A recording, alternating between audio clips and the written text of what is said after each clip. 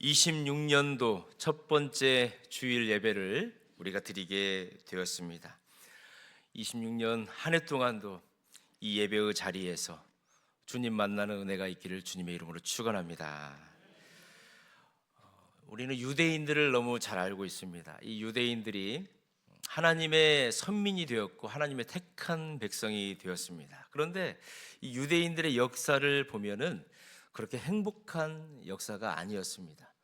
우리는 아우슈비츠 수용소라고 하는 것을 알고 있습니다.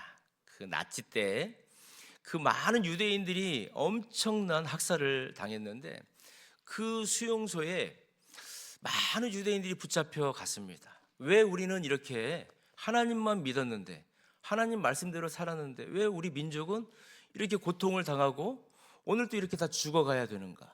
자기의 동족들이 수없이 많은 사람들이 가스실에서 죽어나가고 총에 맞아 죽어가는 것을 보면서 그 아우슈비츠 수용소에 있는 유대인들은 희망이 없어졌습니다. 그래서 누군가가 이 벽에다가 이렇게 쓴 거예요. God is nowhere. 하나님은 여기 계시지 않다는 거예요. 하나님은 우리와 계시지 않다. 하나님은 우리를 버려버리셨다. 우리는 하나님으로부터서 쫓겨난 존재이고 하나님은 우리를 사랑해 주시지 않는다. 하나님은 어디에도 없다. 그렇지 않습니까? 그 아우슈비츠 수용소에 죽음만 있는 곳인데 이렇게 말할 수도 있었을 겁니다. 이 글씨를 보면서 너무나도 많은 유대인들이 낙담하는 거예요. 시리에 빠진 거예요. 그런데 다음 날 아침에 보니까 글씨가 하나가 바뀌어져 있는 거였습니다. God is now here. 이 W자가 앞쪽으로 와 있는 거예요. 아, 하나님은 여기 계십니다라고 다음 날 이 글자가 바뀌어져 있는 거예요. 벽을 보니까.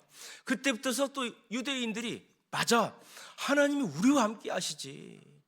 하나님은 지금까지 우리와 함께 하여 주셨지 라고 하면서 그곳에서 찬양이 울려 퍼지고 하나님께 감사가 울려 퍼졌습니다. 어디에도 없는 하나님이 지금 이곳에 계시는 하나님으로 바뀌어 버린 것입니다. 그때부터 죽음의 직면에 있었던 사람들은 감사와 희망이 쏟아지게 되었습니다. 26년도 첫 번째 예배를 드리는 사랑하는 우리 성도 여러분, 하나님이 아무 곳에서 없었어, 하나님은 나와 함께 하시지도 않았어 라고 25년도까지라도 혹시라도 우리가 그런 마음이 있었다면 26년도부터서는 하나님은 지금 이 자리에 나와 함께 하여 주고 계시고 내가 어디에 있든지 함께 하여 주셔, 이런 고백으로 바뀌어지는 여러분 되길 주님의 이름으로 축원합니다.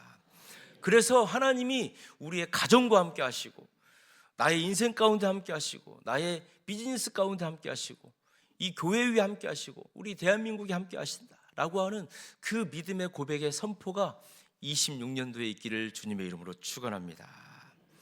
자, 오늘 우리가 읽었던 본문의 말씀을 보면 예스겔이 나오고 있습니다. 이 예스겔은 선지자였습니다. 그리고 제사장 가문에 속한 아주 유력한 좋은 가문이었습니다. 그런데 바벨론이라고 하는 나라가 BC 597년에 이 느부갓네살 왕이 예루살렘으로 쳐들어오게 된 겁니다. 그때에 여호야긴이라고 하는 남쪽 예루살렘의 왕이 있었는데 그 왕을 볼모로 붙잡아서 바벨론으로 끌고 갑니다. 그때의 고위 고관들, 또 그리고 그 고위 고관들의 똑똑한 자녀들, 이런 사람들을 다 포로로 끌어갔는데 그때의 에스겔도 포로로 끌려가게 되었습니다. 시편 137편을 보면은 그때 당시 바벨론 포로로 끌려가 가지고 그 그발강가라고 하는 곳에서 이스라엘 사람들이 많이 모여 살면서 노역을 많이 했습니다. 그때의 그 역사를 기억하면서 회고하고 있었던 시편이 137편입니다. 그 시편 137편은 그 바벨론 땅에 포로로 끌려가 가지고 그곳에서 얼마나 많은 핍박과 모욕을 당하는 가운데에도 하나님이 지켜주셔서 다시 우리가 이곳에 돌아왔다라고 하는 그런 내용인데, 시편 137편의 내용이 이런 겁니다. 원수들이 우리들에게 하나님 노래를 불러보라고 한다. 그런데 우리가 어찌 원수들 앞에서 하나님의 노래를 불러서 그들을 기분 좋게 해줄 수 있겠는가? 하나님, 내 수금을 버드나무 가지에 걸었습니다. 내가 이 원수들 앞에서 내가 노래하지 않겠습니다. 하나님, 우리를 구원하여 주셔서 우리를 다시 바벨론 땅에서 예루살렘으로 돌아가서 예배드리게 하여 주시옵소서. 이런 내용이 시편 137편인데, 이 시편 137편을 가지고 노래를 만들었던 영국의 4인조 그룹이 있었습니다. 이 보니엠이라고 하는 그룹이 있었는데, 이 사람들이 바벨론 강가에서라고 하는 노래를 불렀죠. By the lead of Babylon. 여러분 기억나시죠? 우리 집사님 권사님들 기억나실 겁니다. 그런데 이제 우리 학교 다닐 때는 이 가사가 그렇게 별로 우리 귀에 안 들어오니까, 이 리듬이 너무 좋으니까 소풍만 가면 친구들이 막 이 카세트 갖고 와가지고 이거 틀어놓고 막 춤추고 난리가 났었습니다. 이거 막 영어 가사 모르니까 다들 이불 개고 밥 먹어 막 이거 불러가면서 막 춤추고. 근데 실은 굉장히 슬픈 노래거든요. 이 가사 자체가 너무 슬픈 거거든요. 시편 137편을 나중에 우리 성도님들 집에 가셔서 한번 읽어보십시오. 그 바벨론으로 포로로 끌려가 가지고 그 바벨론 사람들에게 그 너희들 노래 불러봐라, 너희들 하나님이 어딨냐, 조롱을 받고 그런 것들이 시편 137편인데 그걸 노래로 만들어서 이 보니엠이 불렀던 것입니다. 이렇게 에스겔이 그 바벨론으로 끌려간 지 5년쯤이 되었을 때에, 그러니까 그때의 나이가 30살쯤 된 겁니다. 그러니까 에스겔은 25살쯤 되었을 때에 포로로 끌려가서 이 바벨론 그발 강가에서 5년 정도 그 포로로 끌려왔던 이스라엘 백성들을 위해서 기도하고 하나님 말씀을 선포하고, 그때까지는 아직 남쪽 유다 예루살렘이 멸망당하지는 않은 거예요. 그러니까 한쪽에서는 예루살렘이 침공을 당해서 계속 무너져가고 있는 상황이고, 한쪽에서는 포로로 끌려와서 바벨론 땅에 있는 그런 두 가지의 상황을 우리는 볼 수가 있어야 되는 것입니다.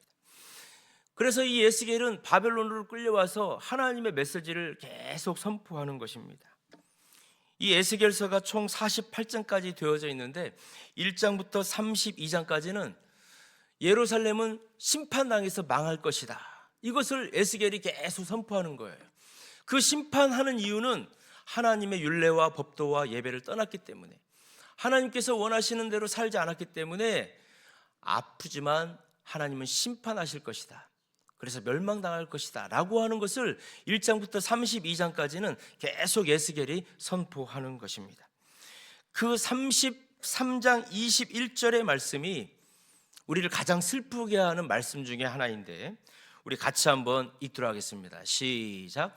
우리가 사로잡힌 지 12째 해 10째 달 5째 날에 예루살렘에서부터 도망하여 온 자가 내게 나와 말하기를 그 성이 함락되었다 하였는데, 에스겔이 붙잡혀온 지 12년이 되었을 때에 10월 달 5일에 예루살렘에서 도망쳐 나온 사람이 말했는데 성이 함락되었다, 성이 망했다라고 말하는 거예요. 그러니까 지금 에스겔이 잡혀온 지 12년이 되었을 때에 비로소 예루살렘은 멸망당했다라는 것을 알 수 있습니다. 이 에스겔이 597년에 포로로 끌려와서 587년, 86년에 예루살렘 성이 지금 망했다는 것입니다. 얼마나 가슴 아픈 일입니까? 하나님께서 지금까지 지켜주시고 인도해 오셨던 그 예루살렘이 완전 멸망한 거예요. 지금 바벨론에서는 에스겔이 너무나도 힘들고 슬퍼하는 거예요. 그런데 그 멸망당한 그 예루살렘에서는 지금 예레미야 선지자가 그 멸망의 모습을 직접 보고 있는 거예요. 우리 예레미야서를 알지 않습니까? 그래서 그 예레미야 선지자를 무엇의 선지자라고 그러죠? 눈물의 선지자라고 하는 이유가 거기에 있습니다. 그 예레미야 선지자는 예루살렘이 멸망당하는 것을 직접 보고 있는 거예요. 그리고 그것을 기록해 놓은 게 예레미야 애가입니다. 얼마나 그 예루살렘이 멸망당해지는 그 상황을 실질적인 시각적인 모든 것 기록해 놓았는지, 그러면서 눈물을 흘렸던 그 선지자. 바벨론에서는 에스겔이 심판한다, 심판한다, 하나님 떠나면 심판당한다라고 외치고 있고, 남쪽 유다에서는 예레미야 선지자가 하나님 말씀 떠나면 심판한다, 심판한다를 선포하고 있는 것인데, 정말 하나님께서 예루살렘을 심판하게 되신 것입니다. 너무나도 아픈 거죠. 그런데 하나님은 심판하셨지만 하나님은 반드시 회복시키시고 우리를 구원하신 줄을 믿습니다. 예레미야 33장부터 48장까지는 하나님은 심판하시지만 우리를 회복시키시고 우리를 구원하여 주시고 우리에게 다시 소망을 주신다라고 하는 메시지가 선포되고 있는 것입니다. 우리 에스겔 36장 33절 말씀을 같이 한번 읽겠습니다. 시작. 주 여호와께서 이같이 말씀하셨느니라. 내가 너희를 모든 죄악에서 정결하게 하는 날에 성읍들이 사람들이 거주하게 하며 황폐한 것이 건축되게 할 것인즉. 민족이 멸망당해지고 나라가 멸망당해지고 우리의 가족이 다 깨어졌다 할지라도 상심하지 말아라, 슬퍼하지 말아라. 내가 너희들에게 은혜를 베풀면 너희들이 정결하게 될 것이고 무너졌던 그 성읍에 사람들이 몰려와 살게 될 것이고 황폐한 것들이 다시 건축되어 세워질 것이다. 하나님이 지금 그것을 우리에게 말씀해 주고 있는 것입니다. 그러면서 하나님이 말씀하시는 거예요. 그렇게 회복된 성, 무너져 버리고 사람들 살지 않고 다 쫓겨가 버리고 죽어버렸지만 내가 너희들에게 긍휼을 베풀고 너희들이 나에게 돌아오면 그 성읍에 사람들이 돌아와서 살게 될 것이고 무너져 있는 그 황폐한 성읍들이 다시 건물들이 지어지게 되는데 그 성 이름을 내가 여호와 삼마라 하리라라고 하나님께서 지금 말씀하시는 것입니다. 우리 48장 35절 말씀을 같이 한번 읽어보도록 하겠습니다. 시작. 그 사방의 합계는 18,000척이라. 그날 후로는 그 성읍의 이름을 여호와 삼마라 하리라. 여러분 보십시오. 여호와 삼마라 하리라라고 하나님께서 그 성의 이름을 말씀해 주시겠다는 거예요. 삼마가 무슨 뜻입니까? 삼마라고 하는 뜻은 그곳에라고 하는 뜻이 있습니다. 거기라고 하는 뜻이 있는 거예요. 거기. 여호와 삼마라고 하는 뜻은 거기에 하나님이 계신다. 우리 한번 따라서 보겠습니다. 거기에 하나님이 계십니다. 하나님이 그러시는 거예요. 내가 그 성의 이름을 여호와 삼마라 하리라. 그 성은 내가 거기에 함께해 주는 거야. 이 에스겔이 이 여호와 삼마를 목이 터져라 외친 거예요. 어디에서요? 바벨론에서. 하나님은 지금 심판하셨지만, 하나님이 심판하셔서 예루살렘이 지금 다 멸망당했지만 아니야. 하나님이 긍휼을 베푸시고 너희들이 다시 하나님께로 돌아오면 그곳에 사람이 살게 할 것이고 무너졌던 모든 황폐한 것들을 다시 지어주실 거야. 그리고 그 성의 이름을 우리 하나님께서 여호와 삼마라고 해주실 거야. 그곳에 우리가 들어가서 살 수 있는 거야 라고 에스겔이 목 놓아 외쳤습니다. 그런데 바벨론 땅에 있는 이스라엘 백성들이 그 여호와 삼마를 외치는 에스겔의 음성을 듣지 않은 거예요. 전승에 따르면 이 에스겔이 어떻게 죽었는지 성경에 나와 있지는 않습니다. 그러나 유대인들의 전승과 탈무드를 보면, 그리고 많은 역사학자들이 이 에스겔이 어떻게 죽었는지를 보면은 여호와 삼마를 외치는 이 에스겔에게 돌을 던졌다는 거예요. 그 바벨론 땅에 있었던 이스라엘 백성들이. 그래서 그 돌에 맞아서 순교당했다라고 많은 역사학자들이 생각을 하고 있습니다. 여러분, 하나님이 회복하여 주시고 하나님이 동행하여 주시고 하나님께로 돌아오면 그 성읍의 여호와 삼마, 하나님이 그곳에 함께해 주신다라고 외쳤던 그 에스겔을 이스라엘 사람들은 돌을 던져가지고 죽였어요. 그 돌을 맞아가면서까지라도 그 여호와 삼마를 외쳤던 그 에스겔의 마음이 어땠을까요? 그리고 그 에스겔이 여호와 삼마를 외칠 때 이 세 가지가 여호와 삼마 안에 들어 있었습니다. 예루살렘이 비록 멸망을 당했다, 그리고 우리는 지금 바벨론으로 포로로 끌려왔다. 이것은 하나님이 나빠서가 그러는 게 아니다. 하나님은 우리에게 기회를 주시고 기회를 주셨는데 우리가 하나님의 그 기회를 얻지 못하고 우리의 삶대로 마음대로 살았기 때문에 그것은 하나님이 우리에게 주시는 심판일 뿐이다. 그것을 너희들은 받아들여야 된다. 에스겔은 그걸 외치는 거예요. 그리고 또 에스겔은 이렇게 외쳤습니다.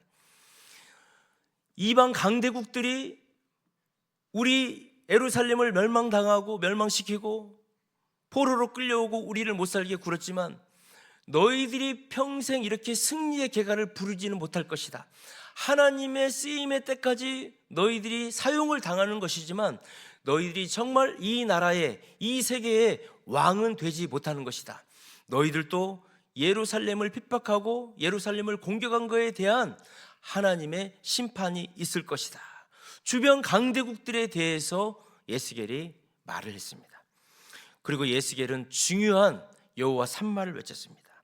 징계 가운데 있다 할지라도, 비록 우리 예루살렘이 심판을 받았다 할지라도 회개하고 돌아오면 하나님은 우리를 회복시키실 것이고 우리를 반드시 축복하여 주신다 라고 외쳤던 것이 에스겔의 여호와 산마였습니다.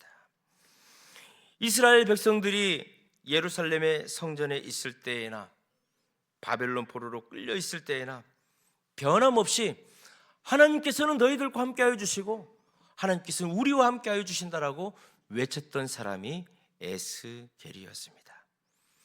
여러분 뒤를 돌아보십시오. 2025년 한 해 동안에 여호와 산마의 하나님이 얼마나 여러분들과 함께하여 주셨습니까? 성경을 우리가 한번 살펴볼까요? 노아의 홍수 때 노아가 그 100년 동안 방주를 만들었을 때에 그곳에 우리 하나님이 함께하여 주셨습니다. 그리고 이 세상이 물로 심판을 받을 그때에 그 방주 안에 우리 하나님께서 노아의 가족들과 그곳에 함께해 주셨던 것입니다. 또 어떻습니까? 소돔과 고모라가 멸망이 당할 때 그 롯이라고 하는 사람이 있었지 않습니까? 그 롯을 하나님께서 구원해 주시는데 그 롯이 그러는 거예요. 하나님께서 말씀하셨죠. 롯아, 너 저기 가능한 한 최대한 멀리까지 가라. 그곳에 가서 네가 숨어라. 그러면 내가 너를 살려주겠다. 그러니까 롯이 뭐라고 합니까? 하나님, 저는 저기까지 뛰어갈 힘이 없습니다.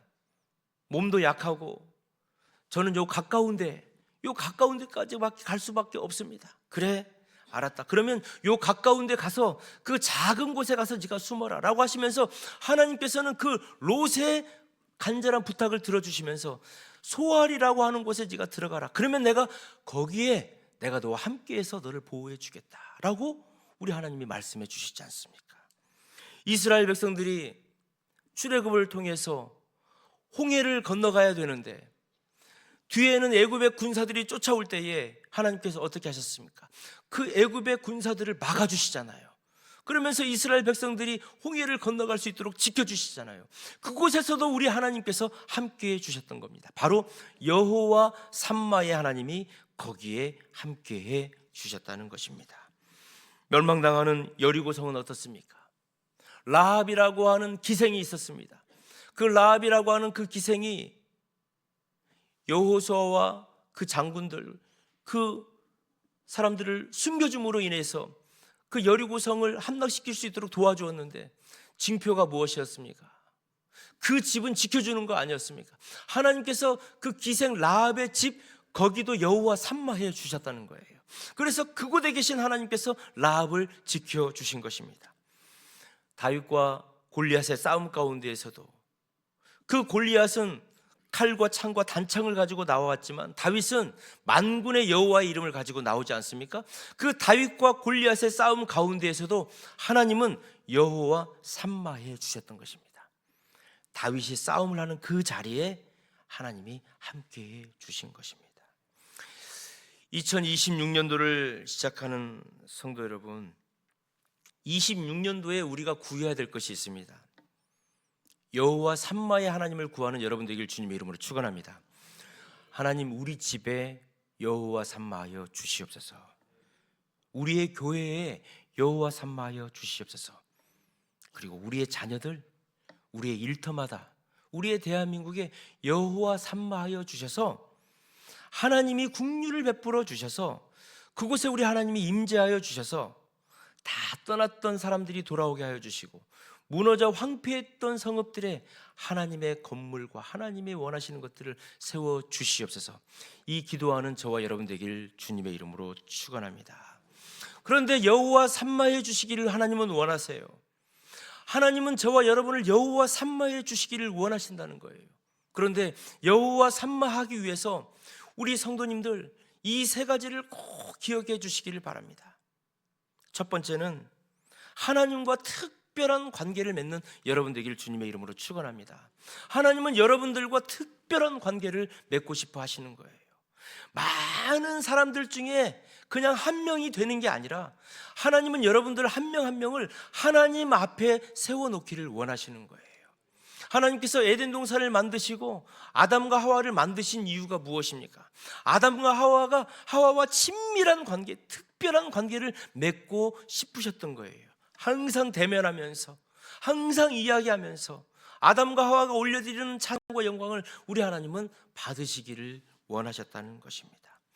하나님께서 왜 아브라함을 택하셨습니까? 아브라함과 교제하기를 원하셨던 거예요. 아브라함에게 하나님의 뜻을 알려주시기를 원했고 하나님이 가지고 계시는 원대한 비전을 아브라함을 통해서 모든 이스라엘 백성들이 다 알기를 원하셨던 거예요. 하나님은 아브라함과 특별한 관계를 맺고 싶어 했던 거예요. 우리 예수님께서 2000년 전에 이 땅에 오셨습니다. 왜 오셨습니까?